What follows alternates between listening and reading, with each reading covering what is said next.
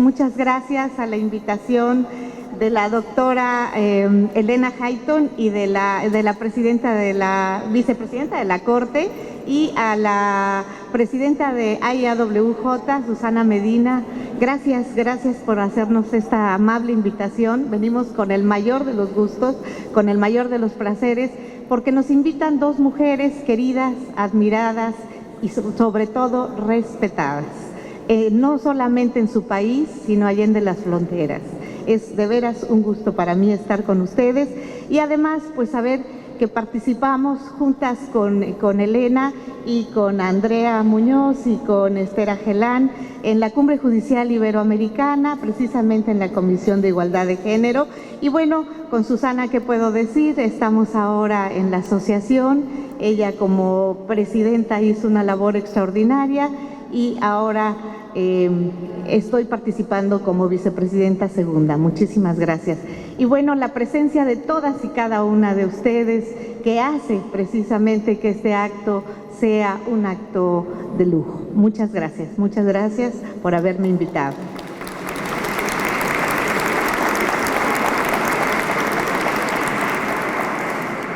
Quiero también agradecer a María Delia Castañar, que es la encargada de la Oficina de la Mujer de la Corte Suprema, y desde luego la atención y siempre pues la dedicación que nos pone cuando estamos acá, a Marisa Salazar. Muchas gracias.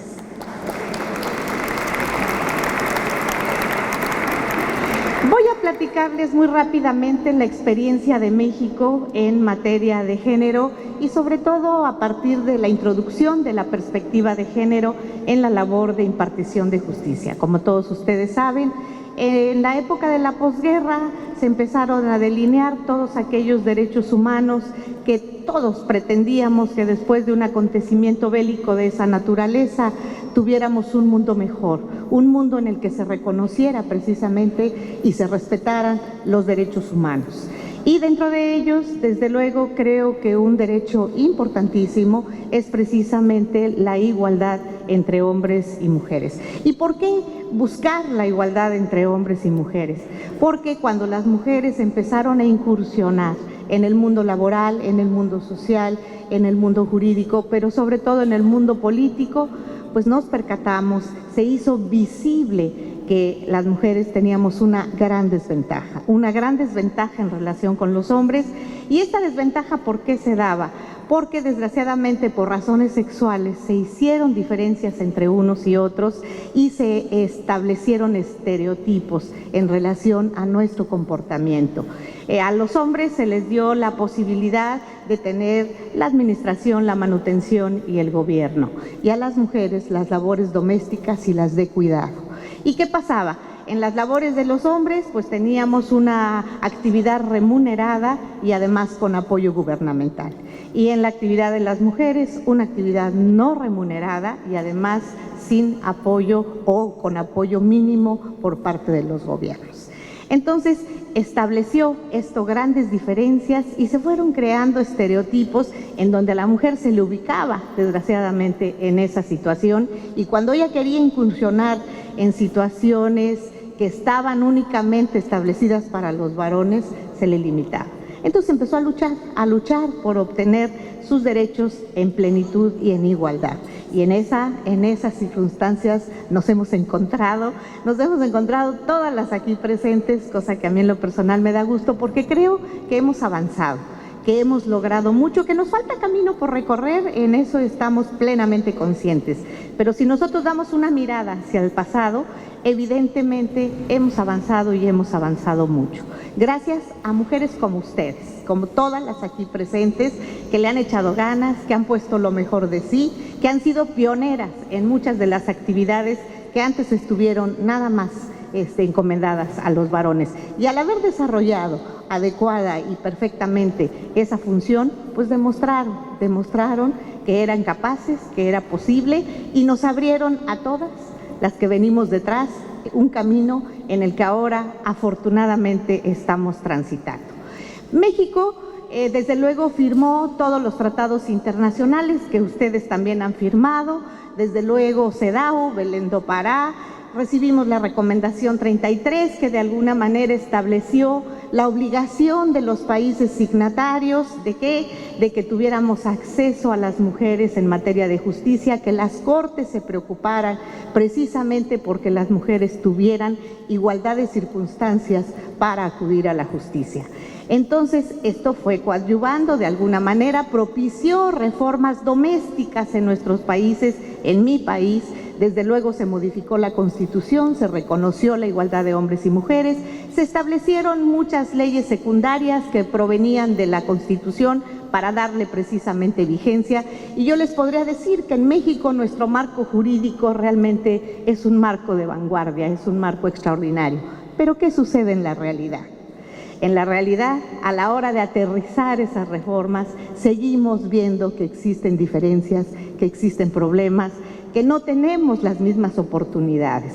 Entonces, se decidió que había que trabajar precisamente para transversalizar esa igualdad entre hombres y mujeres. Y se reunieron un grupo de legisladoras de mi país, de todos los partidos políticos, que eso fue muy agradable porque independientemente de las ideologías, la idea fundamental fue que se juntaron y que idearon el crear los comités de género en todas las dependencias federales y en los tres poderes que integran mi país, el sistema jurídico. Se crearon los comités de género en donde lo que se pretendía era dos cuestiones fundamentales, sobre todo para nosotros que estábamos en la función de impartición de justicia. La primera de ellas, crear políticas de igualdad de género. Y la segunda, introducir la perspectiva de género en nuestra función cotidiana de impartición de justicia. Y eso para nosotros fue realmente fundamental. Entonces, ¿qué es la perspectiva de género? ¿Por qué nosotros tenemos la obligación de hacerla llegar en nuestras sentencias? Bueno, pues como ustedes saben, el género, si bien es cierto que se confunde con el sexo, que es una palabra multivalente, lo cierto es que la diferencia sexual es algo que todos entendemos perfectamente bien, quién es hombre, quién es mujer, ahí no tenemos mayor problema. El problema se presenta cuando, por cuestiones de carácter cultural, vamos creando una serie de condiciones, de normas, de costumbres, de idiosincrasias, en donde establecemos estereotipos, establecemos diferencias, lo propio de los hombres y lo propio de las mujeres. En mi país, los bebés que son varoncitos se visten de azul y las niñas se visten de rosa. ¿Por qué? Pues porque un niño no puede vestirse de rosa. Es un estereotipo, es una costumbre y como esa podemos entender muchísimas que vienen desde tiempos ancestrales. Podemos entender, por ejemplo, en el antiguo derecho de Normandía que se decía la mujer le debe obediencia a su marido en todas las cosas, en muchas cosas y en cada cosa. Entonces, sobre esa base, pues la mujer tenía que estar muy disciplinada para lo que el esposo decía. Y desde luego el respeto no es algo que deba soslayarse ni mucho menos, pero en igualdad de circunstancias el respeto es mutuo y eso es lo que hay que entender en un matrimonio.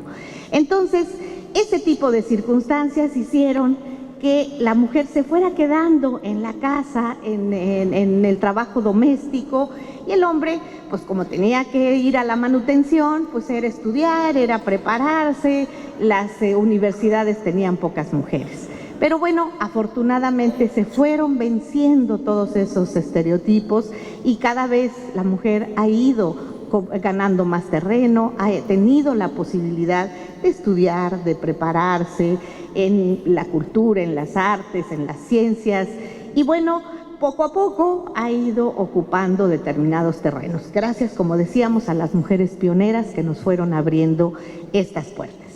Entonces, ya que teníamos los comités de género en México, el Poder Judicial de la Federación en México tiene 3 órganos cupulares: la Suprema Corte de Justicia de la Nación, el Tribunal Electoral del Poder Judicial de la Federación y el Consejo de la Judicatura Federal.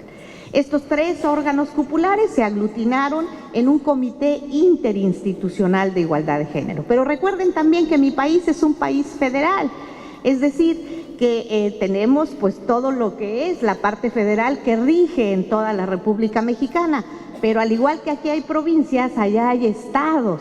Y estos estados también son libres y soberanos y tienen su propio poder judicial, su propio poder ejecutivo y su propio poder legislativo.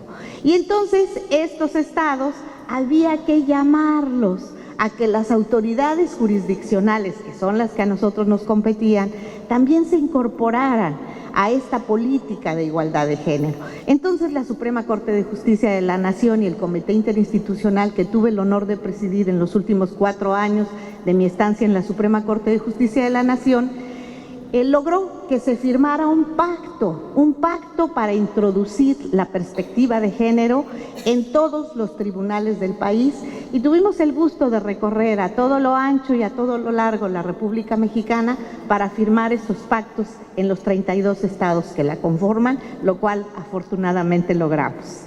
Y entonces, firmando estos pactos, logramos unir a las juzgadoras federales y a las locales de todas las instancias, de todas las materias.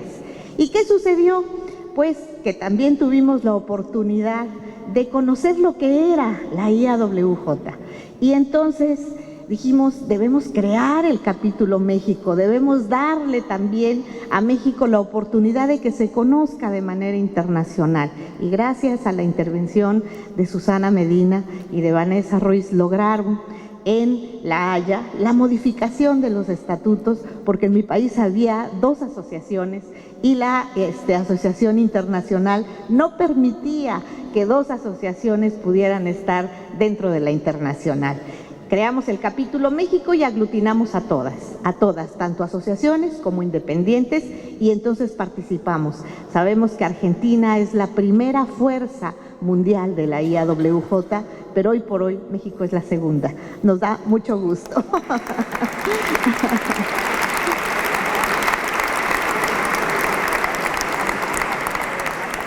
Esta creación del capítulo México pues nos dio proyección internacional, nos dio la posibilidad y la oportunidad de conocer a las juzgadoras del mundo, a tratar con ustedes asuntos, a compartir experiencias, a compartir mejores prácticas. Y entonces, en estos 4 años que tuve la oportunidad de presidir este comité, hicimos, además de los cursos de capacitación, talleres y conferencias, decíamos, tenemos que atraer a los juzgadores varones. El problema de la igualdad no es solo de las mujeres, no es el club de la pequeña Lulú. El problema de la igualdad nos incumbe a todas y a todos. Porque en el momento en que impartimos justicia, no nada más hay juezas mujeres, también hay jueces varones, y ellos tienen que involucrarse. Entonces, nosotros los invitábamos a alguna conferencia y pues no venía, nos decía, no, eso es cosa de señoras, y bueno, más despectivamente de viejas. No nos llama la atención. Entonces ideamos hacer los encuentros internacionales, juzgando con perspectiva de género 5 continentes por la igualdad. El primer encuentro internacional, debo decirles, tuvimos poca afluencia de varones, pero mucha de mujeres. Fue un encuentro tan hermoso, fue un encuentro tan bonito en el que varias de ustedes nos hicieron el favor de participar y sobre todo compartir sus experiencias.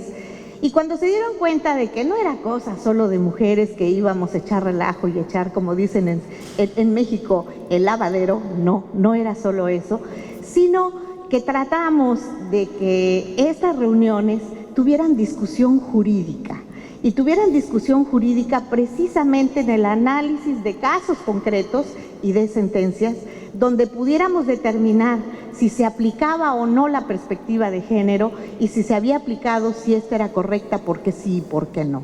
Y entonces se armaron las discusiones jurídicas y ¿qué creen? Los varones se interesaron de tal manera que en la segunda reunión tuvimos más afluencia, en la tercera mucho más y en la cuarta. Ustedes deben saber que la lista de espera más grande fue de jueces y magistrados varones. Entonces eso fue un gran éxito. ¿Por qué se interesaron? Porque creo yo que la Suprema Corte de Justicia de la Nación estableció un liderazgo muy importante en materia de criterios relacionados con introducir la perspectiva de género. ¿Qué es introducir la perspectiva de género en nuestra labor de impartición de justicia?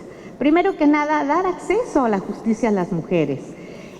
Por lo mismo, de nuestra idiosincrasia, de nuestra historia, de nuestras costumbres, todavía incluso hay algunas disposiciones de carácter general que consagran alguna reminiscencia de que no tiene la igualdad todavía establecida, y el problema principal es saberlas detectar, evitar su aplicación y lograr que el terreno en el que participan hombres y mujeres en una contienda jurisdiccional esté parejo, que tengan posibilidades de probar, que tengan posibilidades de acceder a la justicia. No es darle a la mujer, por el hecho de ser mujer, la razón. No es eso la perspectiva de género. La perspectiva de género es brindarle la oportunidad de que acceda a la justicia en igualdad de circunstancias y hacer lo posible, porque si las leyes, las costumbres o las instituciones de nuestro país no lo permiten, nosotros tengamos precisamente esa conciencia de decir: esto hay que modificarlo y hay que establecer jurisprudencia para estas modificaciones y hay que procurar la reforma de la ley o de las disposiciones que no lo establezcan.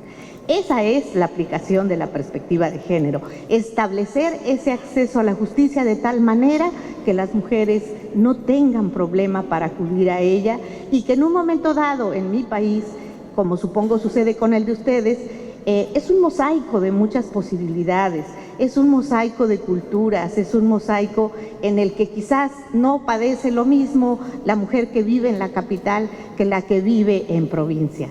Entonces, la idea fundamental es establecer estos criterios. La Corte estableció criterios importantísimos desde el momento en que se dice: hay que investigar, hay que realizar una averiguación previa, hay que llevar a cabo un juicio, hay que recabar pruebas oficiosamente. Y cuando fuimos a CEDAW, sacamos este librito en donde los principales criterios en los que se establecía la perspectiva de género en todas las materias: civil, penal, administrativa, laboral, fuimos cambiando estos criterios precisamente para lograr un mayor acceso a la justicia.